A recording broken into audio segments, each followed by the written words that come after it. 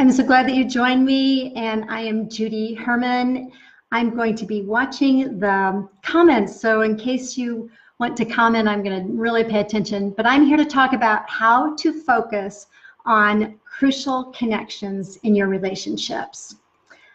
And I've had a pretty sobering experience this last few days as I've spent some time with my family, and we've traveled a long distance to grieve the passing of my 99-year-old grandmother. And it was more than just a funeral that we went to. It was a celebration of her beautiful, long life. And I know that not many people have loved ones 99 years old. But my grandmother, Lois Idleman, spent her 99 years focused on crucial connections in her relationships. And not only were her and my grandpa married for 76 years, but they had 4 children, one of which is my mom, 14 grandchildren, 34 great-grandchildren, and 10 great-great-grandchildren. I really can't imagine actually to live this long and have this many relationships. But we can learn from these relationships and roles how to focus on crucial connections. And that's what I wanted to share with you about.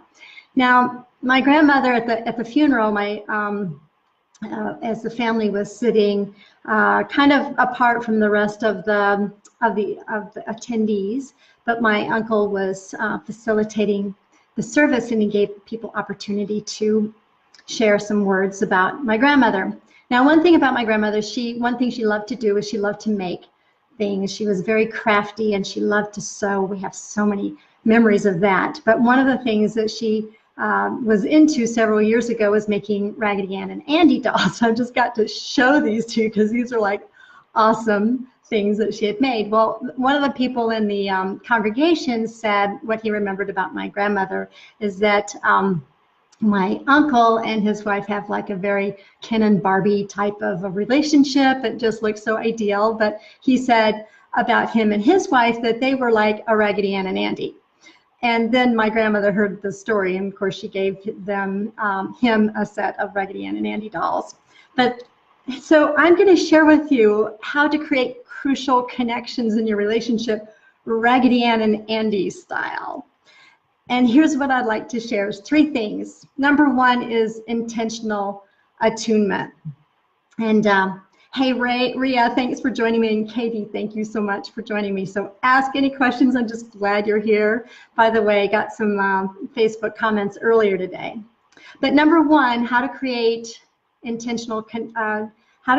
connection in your crucial relationships is by intentional attunement. My grandmother, she was so attuned to other people. Even though she had a lot of grandchildren, and I was one of them, but when any of us were in her presence, we felt like we were the only ones. She made us feel that special. She was so genuinely interested in each of our lives. It wasn't about her, but it was about us. And she made that space between the two of us. That space in between was like sacred. It was like we met God in the midst of that. She was genuinely interested in my life. With phone calls, she'd ask how each of my kids were doing. She asked about my marriage, and she had supported me in my career. There were times that she loved to learn too, by the way. I just love it that she loved that. And there were times she did some research, and she would send me an article that would benefit my counseling. She really knew how to attune in her most crucial relationships. But we really did. We experienced God's love in that space in between our relationship. Secondly, in order to just focus on crucial connections in your relationship is intentional activities. She made it a point to be very active. And oh yes, Katie, let me tell you, these dolls are, I'm not sure how they are. They probably are old, but these are the extra ones that she had. So, but the intentional activities, she was constantly on the go. And even in her old life, she would take us. I mean, she had an energy level that put every one of us, we kind of looked lazy in compared to her, but she would go all out in cooking, and she would take us different places, and we would get really tired and just want to relax, but she would keep on going in her activities. But one of her activities that none of us really knew about was she made it a point to be still and to write in prayer journals. She wrote her prayers out. None of us knew this. And I had the wonderful privilege of looking at what she had written and getting into her internal world. It just made me so touched, because my book, Beyond Messy Relationships, is my memoir, and it's based upon my habit and custom of journal writing for many years. And I use many of the stories. But I did not know that about my grandmother. And it just made me realize, wow, this connection that we had. But her intentional activities, in the midst of her activities, she took time to pray and to nurture her relationship with Christ, and then to pray for each one of us. And then the fruit of that is in my life and my book. And the third thing, so she had intentional attunement, she had intentional activities, and then she also had intentional attachment. She was attached to her Lord. She had a personal relationship with Christ. There was no doubt. She was so attached to my grandfather.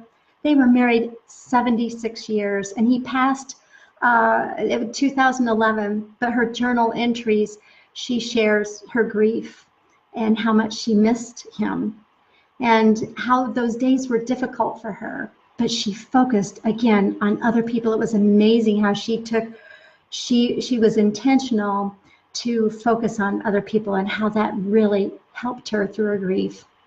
So certainly to each of us too. So her Lord, and she was attached to my grandfather, and to each of us, her beloved family.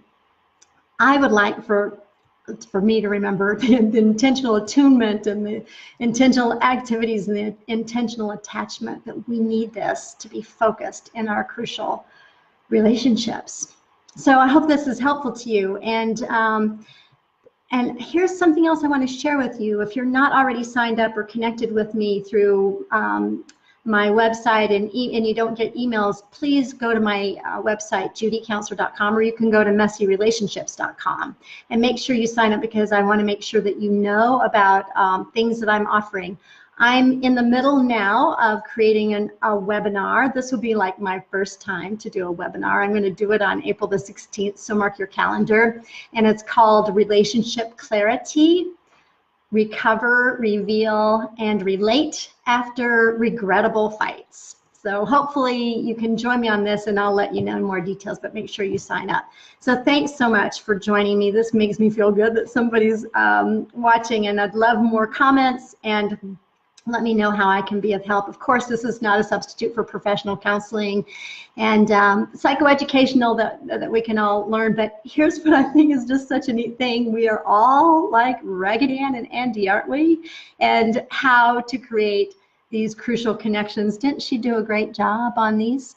It's amazing. But yes, these were in storage, and they're in really good shape. So I'm going to keep them in good shape. Thanks so much for joining me, and I'll talk with you later. Bye-bye.